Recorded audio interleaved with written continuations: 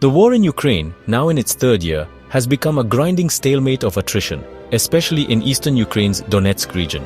Russian forces inch forward, village by village, claiming minor victories that Moscow hails as major successes. For Ukraine, every lost settlement is a home, a defensive position, fiercely contested until it's no longer possible to hold. The front lines remain fluid, with both sides disputing control over small towns. Meanwhile, Crimea, once a secure Russian stronghold, is now a battleground. Ukrainian attacks on the Kerch Strait Bridge disrupt Russian logistics and force Moscow to divert resources. Ukraine's use of naval drones and underwater explosives has repeatedly damaged the bridge, creating chaos and exposing Russian vulnerabilities. The peninsula's civilians live under constant threat, their lives upended by air raid sirens and military activity. Neither side has the strength for a decisive breakthrough. Russia relies on sheer numbers and willingness to absorb losses. Ukraine counters with Western technology and innovative tactics. The war is a test of endurance, whose will and whose resources will break first. Every meter gained or lost comes at a staggering human and material cost. The world watches as the conflict grinds on, with no end in sight. The Ukraine war is a proving ground for modern warfare, dominated by drones rather than tanks. Russia launches swarms of explosive drones, overwhelming air defenses and terrorizing civilians. Ukraine counters with its own drones and Western-supplied tech, leveling the playing field.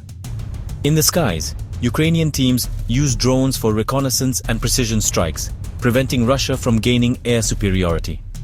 On the ground, Russia's manpower shortage is so severe, it's turned to North Korean troops, whose morale and effectiveness are low. The war's risks extend beyond the battlefield.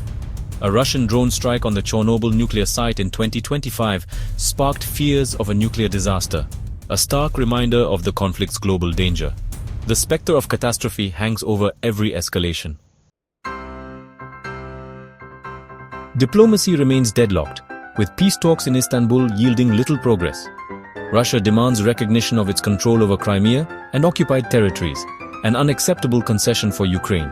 The US, under the Trump administration, has signaled a possible shift away from Europe, unsettling allies and raising fears of a deal that could legitimize Russian gains. European leaders warn that abandoning Ukraine would destabilize the continent for decades. President Zelensky insists Ukraine needs binding security guarantees, not empty promises. The memory of the failed Budapest Memorandum looms large. Ukraine's survival depends on continued Western support and a peace that doesn't sacrifice its sovereignty. The stakes are existential, and the diplomatic path is fraught with peril. The war's human toll is devastating, with millions uprooted and a generation scarred. At least 20,000 Ukrainian children have been forcibly deported to Russia, stripped of their identity and culture, a crime described as genocide. Most remain unaccounted for, leaving families in anguish. Civilians near the front lines endure relentless shelling, destroyed infrastructure, and constant fear.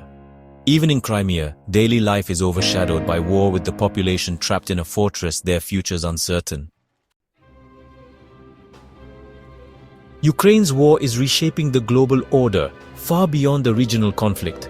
Putin's invasion is a bid to restore Russian influence and challenge the post-Cold War security system. A Russian victory would embolden autocrats worldwide and undermine Western alliances, including NATO.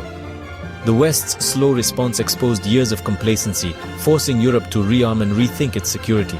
The outcome in Ukraine will set the tone for global power dynamics, from Europe to the Indo-Pacific. A Ukrainian victory would reaffirm international law and democratic resilience. A Russian win would usher in a new era of instability. The world's future is being shaped on the battlefields of Ukraine and in the halls of Western power.